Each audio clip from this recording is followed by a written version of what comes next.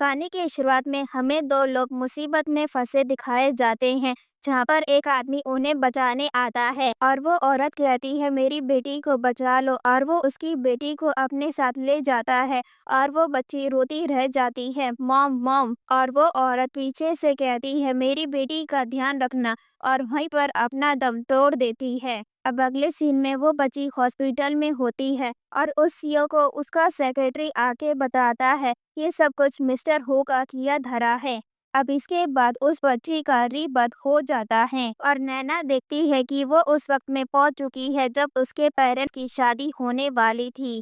और तभी वहां पर वैन आ जाती है और वो अपनी माँ को दोबारा देखकर काफी खुश हो जाती है और वो डिसाइड करती है कि वो इस बार अपनी माँ को बचा के रहेगी और उनकी शादी तोड़वाने का फैसला ले लेती है। और अब यहाँ पर वैन अपनी बेटी के पास आकर उससे पूछती है कि तुम्हारा नाम क्या है, जिस पर वो अपना नाम बता देती है। और जैसे ही वो उसके पेरेंट्स के बारे में पूछती है, यहाँ पर नैना उसे गले लगा लेती है और उससे कहती है कि आज आप बहुत ही सुंदर लग रही हो, जिस पर बहन उसका शुक्रिया करती है और फिर वो उसे अपने पेरेंट्स का वहीं पर इंतजार करने का कहकर अपनी शादी के लिए वहां से चली जाती है। और यहाँ पर नैना अपने मन में कहती है मॉम इस बार मैं आपको बचा के ही रहूंगी। और दूसरी तरफ जब बहन की शादी होने वाली होती है तभी वहाँ पर नैना आ जाती है और कहती है डैड आप दूसरी औरत से शादी क्यों कर रहे हैं। और दूसरी तरफ हमें फू ग्रुप का प्रेसिडेंट फूजिन दिखाया जाता है,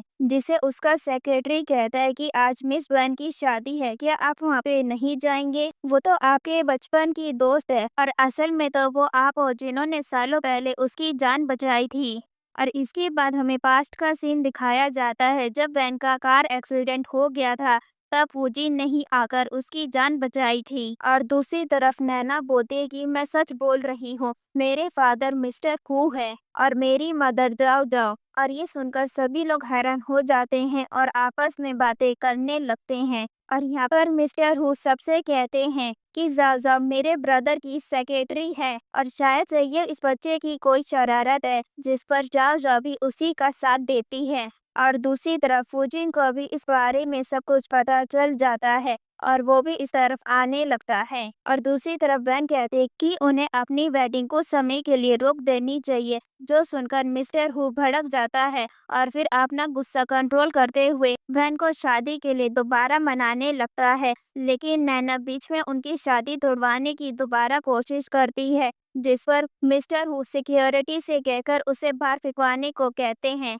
और यहाँ पर वैन उस बच्ची को ऐसे रोता देख वो भी उन्हें रोकने की कोशिश करती है और तभी ही वहाँ पर फूजिन भी आ जाता है और वो आते ही सभी लोगों को वहाँ से भेज देता है। और यहाँ पर मिस्टर हु उसे देखकर कहता है ब्रदर आप वापस कब आए। और वो बहन को संभालते हुए कहता है कि तुम इस तरह लोगों को ट्रीट करते हो, जिस पर वो कहता है कि आपको कोई गलत फहमी हुई है, जिस पर नैना बीच में बोलती है कि ये सच में मेरे डैड है। और यहाँ पर वो कहता है अभी पता चल जाएगा और वो उन दोनों का एक बार लेकर डीएनए रिपोर्ट के लिए भेज देता है। और थोड़ी देर बाद रिपोर्ट भी आ जाती है जहाँ पर उन्हें पता चलता है कि नैना सच में उसकी ही डॉटर है, जो देखकर मिस्टर हु खुद हैरान हो जाता है और बोलता है ऐसा नहीं हो सकता, ये सब झूठ है। और वो वैन के पैरों में गिरकर उसे उस पर यकीन करने को कहता है। लेकिन यहाँ पर वैन उसे अपनी शादी तोड़ने का कहकर वहाँ से जाने लगती है, जिस पर नैना उसे रोककर कहती है नंदी क्या मैं आपके साथ चल सकती हूँ,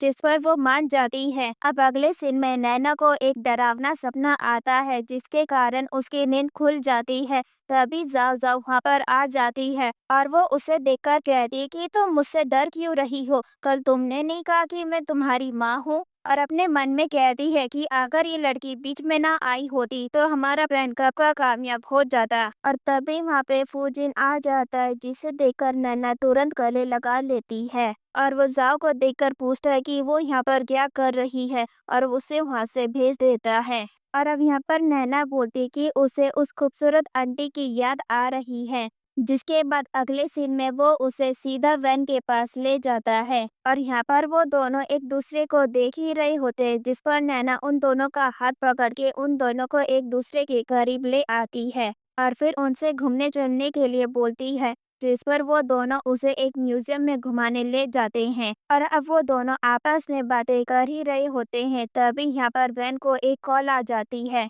और वो फूजिन को कहती है कि ग्रैंडपा हॉस्पिटल में है और नैना को उसके पास छोड़कर चली जाती है। अब वो अगले सीन में हॉस्पिटल पहुंचकर ग्रैंडपा के बारे में पूछती है, जहां पर उनका असिस्टेंट कहता है कि वो अभी खतरे से बाहर है और डॉक्टर ने उन्हें आराम करने के लिए कहा है।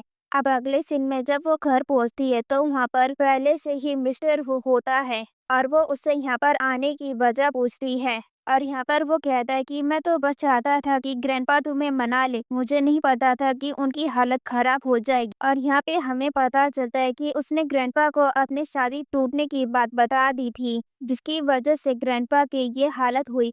और फिर वो बैन को दोबारा मनाने लगता है, जिस पर बैन साफ कह देती है कि अब उनके बीच में कोई चांस नहीं है। जो सुनकर मिस्टर हु उसका हाथ पकड़ लेता है और अब उसके साथ बदतमीजी करने लगता है और कहता है कि मुझे चैलेंज मत करो, जो मैं चाहता हूँ वो मैं लेकर ही रहता हूँ। और ये कहकर वो वैन को अभी नहीं छोड़ रहा होता, तभी वहाँ पर फूजिन आकर उसे एक मुक्का मारता है और वैन को बचा लेता है और फिर उसे कुछ फोटोज फेंक कर मारता है और उसे धमकी देता है कि अगर उसने दोबारा यहाँ आने की कोशिश की तो वो इन फोटोज को पब्लिक कर देगा। और यहाँ पर उसकी और जाओ जाओ की फोटो होती है, जो देखकर वो डर जाता है और मना करता है। फिर अपने मन में कहता है कि तुम लोगों ने मुझे ये करने पे अब मजबूर किया है। जिसके बाद अगले सीन में वो नैना को एक दूध का गिलास देता है और दूसरी तरफ वैन को एक डरावना सपना आता है, जिसके कारण उसकी नींद खुल जाती है और तभी उसे फूजिन का फोन आता है और वो उससे कहता है कि नैना हॉस्पिटल में है।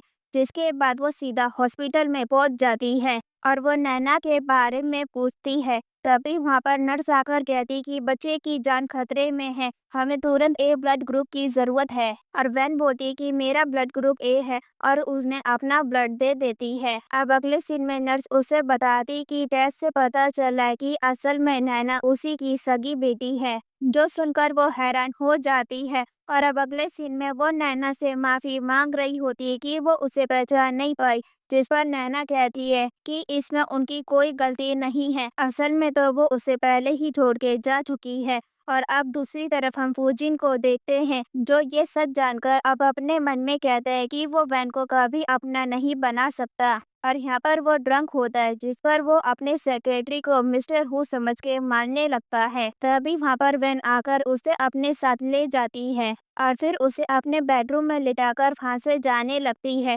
जिस पर फूजिन उसे पकड़ लेता है और सच बता देता है कि असल में उसी ने उसकी जान बचाई थी और साथ ही वो उसे अपने प्यार का इजहार कर देता है। और तभी उसे नैना की बातें याद आती है, जहाँ पर उसने उसे सारा सच बता दिया था और वो फूजिन को अपना के अपनी बेटी को खोना नहीं चाहती थी, जिस पर वो उसे मना कर देती है और कुछ समय के लिए उससे थोड़ा वक्त मांगती है।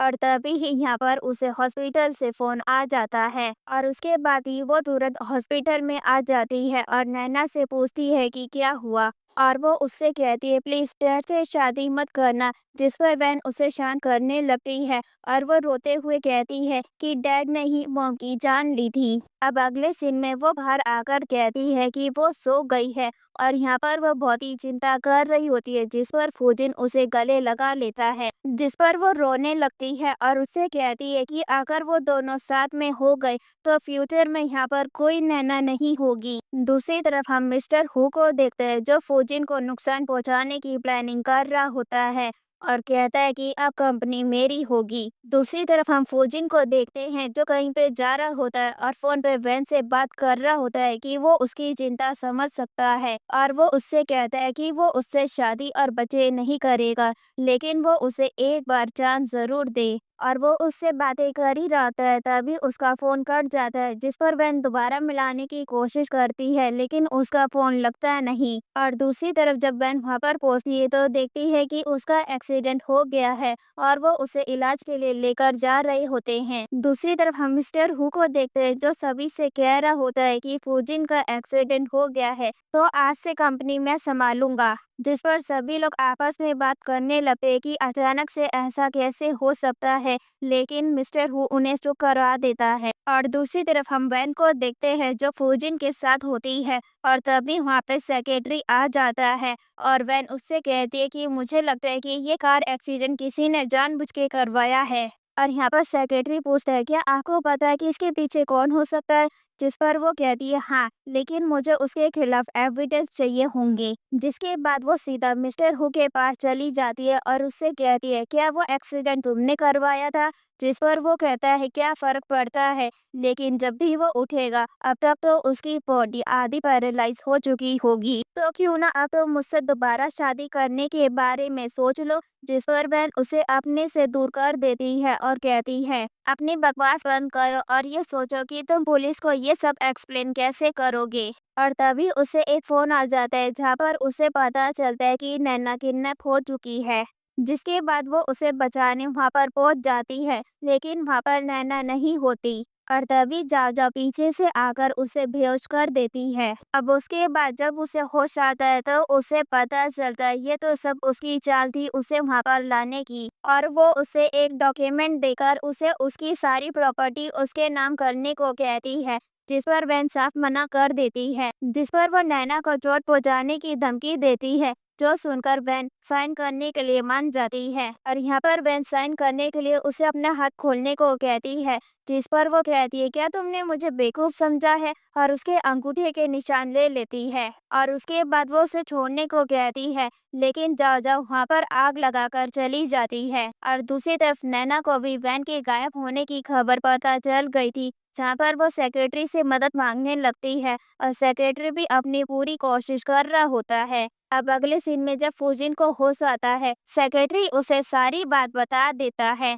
और यहाँ पर फूजिन कहता है जब तक कंपनी उसके नाम नहीं हो जाती वो बैंक के बारे में कुछ नहीं बताएगा। और उसके बाद वो किसी एविडेंस की बात करता है, और यहाँ पर नैना अपनी पास्ट मेमोरी की मदद से उस एविडेंस के बारे में बता देती है। और उन लोगों को भी मिस्टर फू के खिलाफ एविडेंस मिल गए थे, लेकिन उन्हें अभी भी वैन के बारे में कुछ नहीं पता चला था। और दूसरी तरफ हमें वैन दिखाई जाती है जिसे बचाने एक आदमी आ जाता है, और वो कहता है मिस डरिए मत, मैं आपका बॉडी गार्ड हूँ, मुझे आपके फैमिली बटलर ने आपको प्रोटेक्ट करने के लिए हायर किया था। और साथ ही उसे ये भी पता चल जाता है कि मिस्टर हु कंपनी अपने नाम करने जा रहा है। और दूसरी तरफ सभी लोग उसे रोकने के लिए उसी की तरफ जा रहे होते हैं। और दूसरी तरफ प्रेस कॉन्फ्रेंस चालू हो गई थी, और जहाँ पर सभी मीडिया उसी से सवाल कर रही थी। लेकिन तभी वहाँ पर नैना एविडेंस लेकर आ जाती है, लेकिन उसके हाथ से कागज गिर जाते हैं और उसका हाथ गायब होने लगता है, जिस पर वो सोचती है क्या मैं मरने वाली हूँ।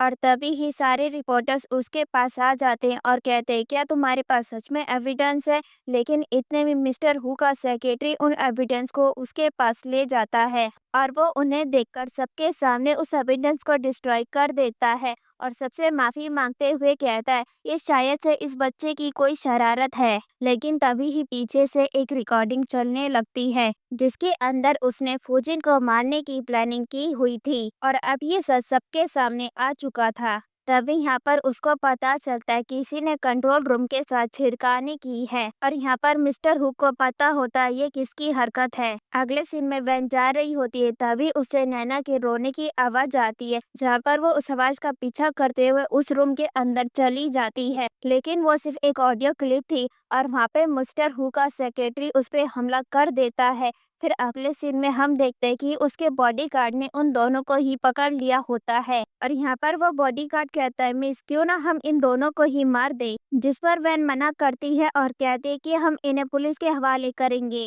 और यहाँ मिस्टर हु मन में कहता है कि वो जेल नहीं जा सकता, नहीं तो सब कुछ खत्म हो जाएगा। और वो वैन से अब भीख मांगने लगता है, कहता है कि वो उसे एक बार माफ कर दे क्योंकि एक बार उसने भी उसकी जान बचाई थी। जो सुनकर वैन एक बार सोच में पड़ जाती है, और वो सबूत के तौर पर एक नेकलेस दिखाता है, और फिर अपने मन में कहता है, और उसके बातों से पता चलता है कि उसने मौके का फायदा उठाकर उसने फूजिन के ड्रेस से ये नेकलेस चुरा ली थी। लेकिन तभी ही वहाँ पर फूजिन आ जाता है, और वो उसे देखकर हैरान हो जाता है और कहता है कि तुम बच कैसे गए। और वो कहता है कि अगर मैं बचता नहीं तो मैं तुम्हारी सच्चाई दुनिया के सामने कैसे ला पाता। जो सुनकर वो उनसे दोबारा भीख मांगने लग जाता है और कहता है कि मैं वैन की सारी प्रॉपर्टी उसे वापस कर दूंगा, दूंगा, बस मुझे जाने दो। जिस पर वो कहता है कि वैन ने पहले ही अपने सारे शेयर्स मेरे नाम कर दिए थे, तो तुम्हारे हाथ में जो है वो सिर्फ कागज के टुकड़े के सिवाय कुछ नहीं। जो सुन के उसे यकीन नहीं आता और कहता है कि ऐसा नहीं हो सकता।